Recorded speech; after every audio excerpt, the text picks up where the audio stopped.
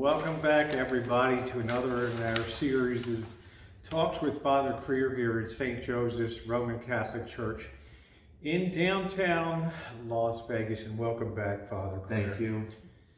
We talked about Father's background in a prior video about how you were interested in astrophysics and things like that. So in honor of Father today, I wore You got commendations for it. Yes, my retro space age church here. But Father, I think it's been an interesting series, and once again, thank you so much for taking your time to share your thoughts on the faith. This is actually your 30th year. Yeah, I've been over here for over 30 years now. I'm going on my 31st year, you can say. So as far as seeing and recognizing change, not only in the world, because of course Las Vegas is a very unique city in that it always has to reinvent itself to draw. It always is a marketing issue to get people down here. And the church has to compete in a lot of ways with attracting people and getting regular parishioners and things like that. So I think your thoughts have been very insightful on that. So today, though, Father, I'd like to talk about the responsibilities of the priesthood. And if you can relate this to when you came to St. Joseph's here, when Father Wilson fell ill and you came in and assisted him, and you talked about him having leukemia or whatever, and very ill, and you thought you were coming here to close up a parish, yes, and just take care of loose ends. And 30 years later, you're still here. Yes. You haven't packed your bags yet. No, and left. But Father, what are the responsibilities? I mean, what does a priest feel in his training and things when he comes to a parish like that? And his expectation is he's going to assist and just be a fellow pastor, associate pastor to parish.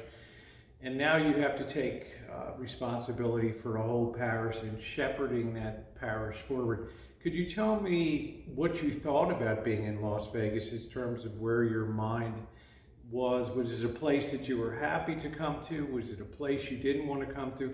And number two, what did you see as your key functions? And three, the obstacles that you thought you had to overcome. That's a lot to cover off. But it is. There's quite a few topics, so hopefully I won't get lost in going through them. Of course, what we would consider being an assistant is only normally there, so to say, an internship, and that aspect is you're, so to say, looking at that, and you can look at that aspect of not having absolute responsibility, but it's more where you again have the practical experience, you again can work with those who are there, and of course it's always that idea that as an assistant, if things don't work out, if there are aspects that again you weren't able to meet, you can always be again moved and go to another parish, because definitely we want that aspect of being where there's helping others and a relationship that is there, that it's on a good note.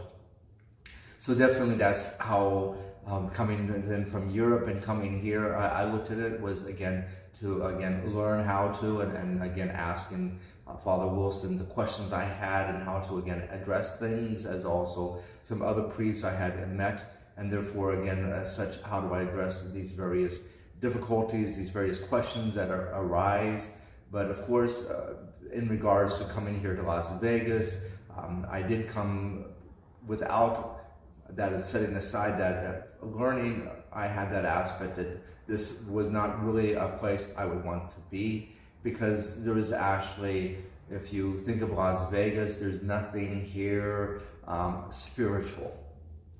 Which is amazing, yes, Father, because where did you hope that you would? Did you have any expectation of, when you were writing letters and contacting, did you think, oh, maybe I'll be in Wyoming on the Great Plains or something, yeah, and here you end up in Las Vegas? Actually, I wasn't necessarily looking at having a parish. I was offered parishes in between. Mm-hmm. Of course, I had to refuse, but I was actually looking at that aspect of, again, looking at teaching, and again, eventually having perhaps a place where I can reach others in that of a teaching profession.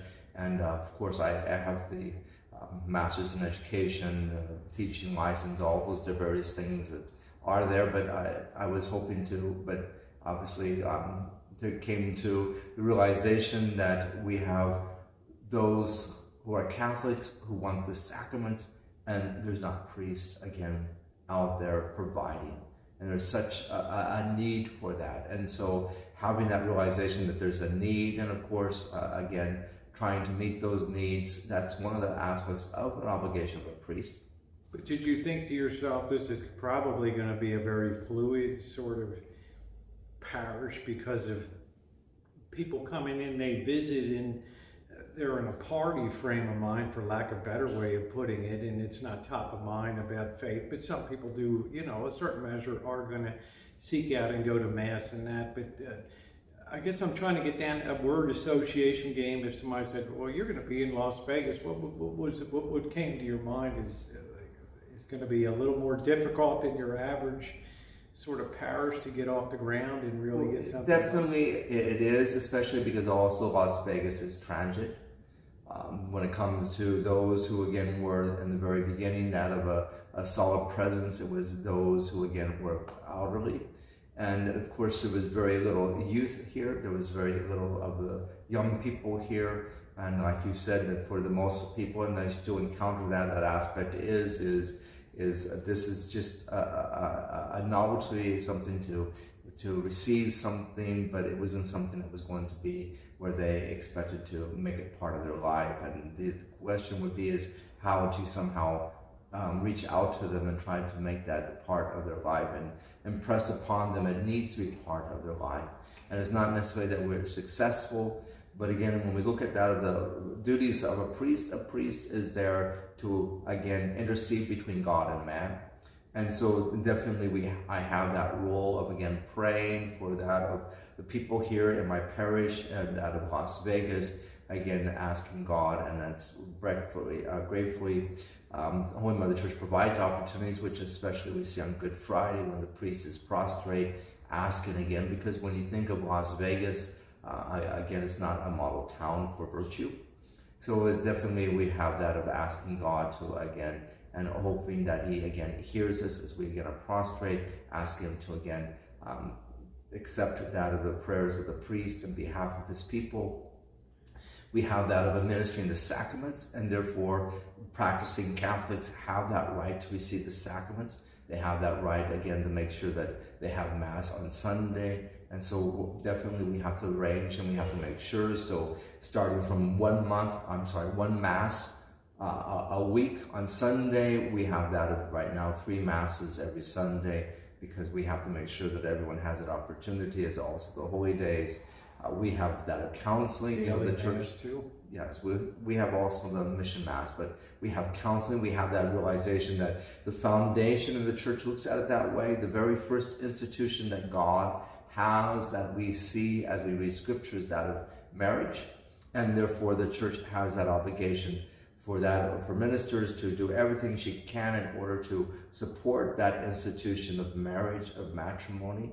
And of course, then it comes to that aspect of, again, those who are married and having difficulties to, again, be there to intervene, to do what's possible to hold a marriage together, especially for the children's sake also, as also, again, those who are preparing for marriage and being there. And so certainly, again, when it comes to the marriage preparation, there's a lot of work. So you're talking about it's a sacramental life. It's not just come to Mass. There's all aspects of administration of the sacraments. Of course, there's confession and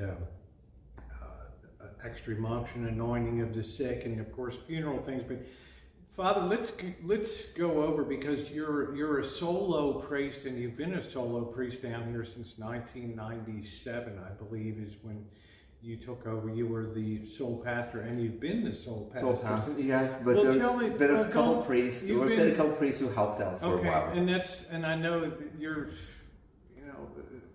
too modest, Father, but let's say you have Spanish people attend, Spanish speaking people. Okay, I'll go learn Spanish, right? I mean, it's an amazing amount of dedication. And I think the thing that drew me to this church was I have wonderful priests at home that I know, but it's a couple days on and it's a few days on and it's a few days off, and I need my downtime, I need my vacation.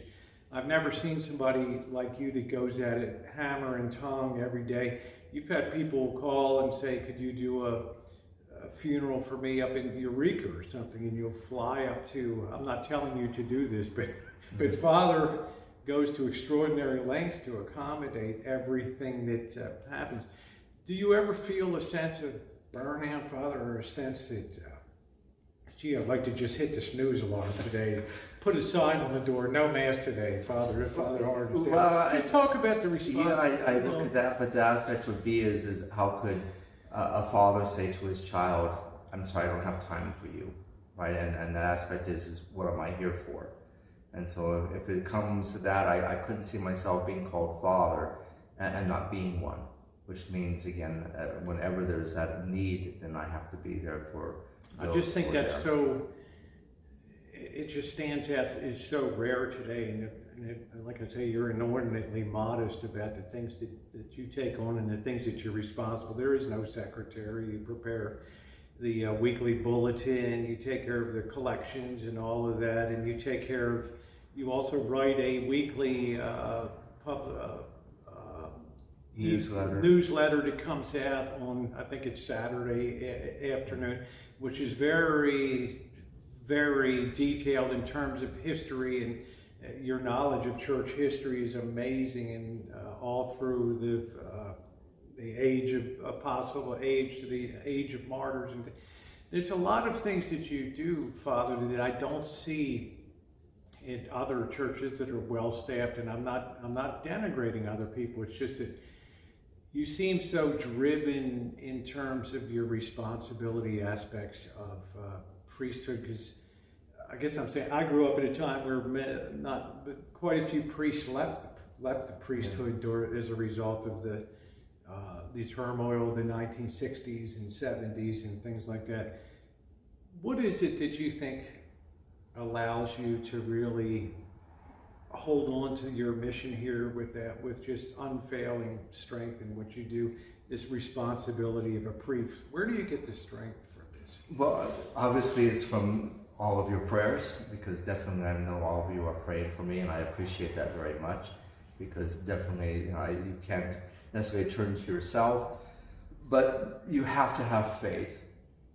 And that aspect of having faith means, again, that I know, and therefore that aspect is, as we were saying in another talk earlier, that when it comes to that of salvation, I know that God made us to go to heaven, and He loves us so much, He died on the cross for us, and dying on the cross, He only wants one thing, is that we return that love to Him.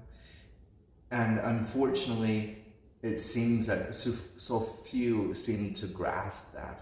And so it comes to that aspect that God, again, chooses an instrument to use to, again, let everyone know that He is there, and that He only wants that salvation, because if that door isn't open to His love, unfortunately being closed, they don't obtain that salvation. Well, that's a good little branch over here to the topic of discouragement. When you came here, you instituted some changes. Attendance in church went up to the point that you had to have people seated within the kitchen area watching on a closed circuit there, because there was literally no room.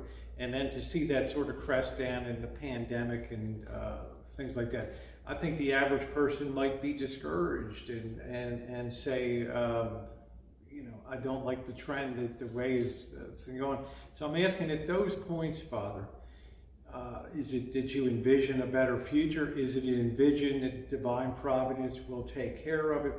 In other words, how do you cope with realities of church and church attendance and things like that? Certainly, divine providence is going to be there, and certainly you have to look at that. That aspect is we're building the body of Christ, and definitely it takes a lot of work. And you can look at those times in history where, again, the faith seems to, again, have disappeared, but yet it comes back. And so all we can do is keep that effort. I'm set over this parish. It's my responsibility. It's my family. And I think any parent who, again, sees a wayward child is hurt. but they're not going to be discouraged. And I think also in that aspect that there's also the other children, they can't somehow get into a frame of mind that because Susan left, I'm going to just forget about Anne and Thomas and John and Lily. That aspect is I still have to again make sure that they're taken care of, and realizing that hopefully and praying that somehow Susan comes back into that of understanding here is something that's better than what's out there in the world. So it's definitely I can't look at things negatively, because for me to look at things negatively would be to not go forward. It would go to being backwards, to stop. And it's almost like amazing, and it's contagious to people that see it. Because I say, well, if Father Krier can do it, I can do it. I don't have 1/10 on my plate that Father Krier has. But there is, I don't want to say you're like a model of a throwback priest that I imagine priests were up until the turmoil of the 1960s, Father, but I think that you're a real role model for people to take the idea of dedication very seriously, as it's not a 9-to-5 job. No, the priesthood. It's also your word and your honesty, and that's something that seems to be where people don't understand, that if somebody says something, it's their word, and therefore the expectation is that it's fulfilled. And so it's something that we again perhaps might have lost, where we again can say things, but we again have no aspect of ever even fulfilling that which we've said. It's just that we just said it to make people happy. And saying to make people happy, unfortunately, we destroy faith, we destroy trust in human nature.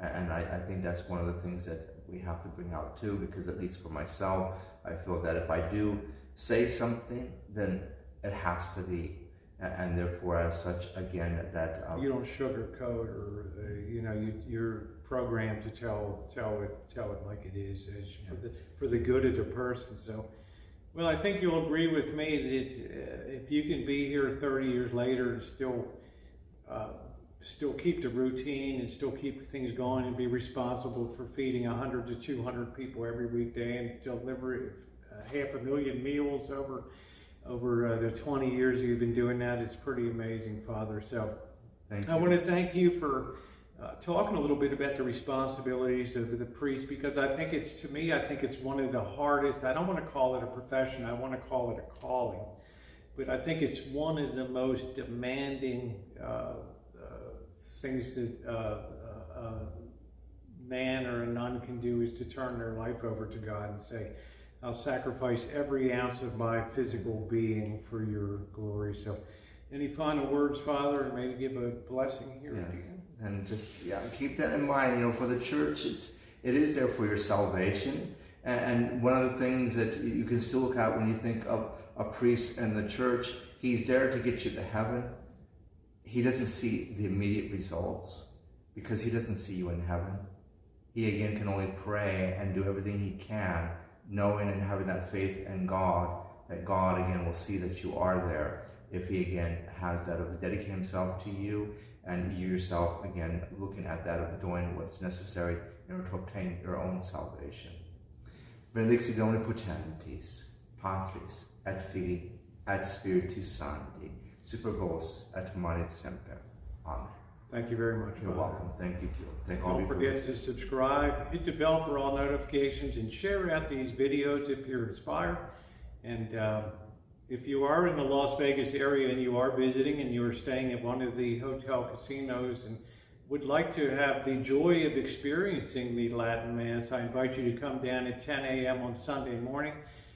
You will see Father Krier here doing something that's been called the most beautiful thing this side of heaven, and that's offering the Latin Mass with all of the, I don't want to call it pageantry, because I think that kind of cheapens a little bit, but the glory of what I would call sort of old school, what's old is new again, but it's just a great experience. And then you can meet Father Krier. As I always like to say, he'll put a donut in your hand in the kitchen there and welcome you and shake your hand. But and if you're also living in the Las Vegas area and you think you would like to jumpstart your Catholic faith, or talk about coming down and potentially being a Catholic, please come down and see Father Krier, call the church office. All the details are down in the description box down below, as well as contact information. We do an Amazon wish list, which helps supply goods for feeding people. And Father says we go through a lot of stuff there, a lot of material. And we do go through it because there's a need there, Yep. and definitely everything goes to those who are, again, out there. And have We're that also, need. if you'd like to also contribute to the parish hall or ongoing parish needs, the links are there down below. So thank you very much, everybody, and thumbs up, I appreciate it. Thank you.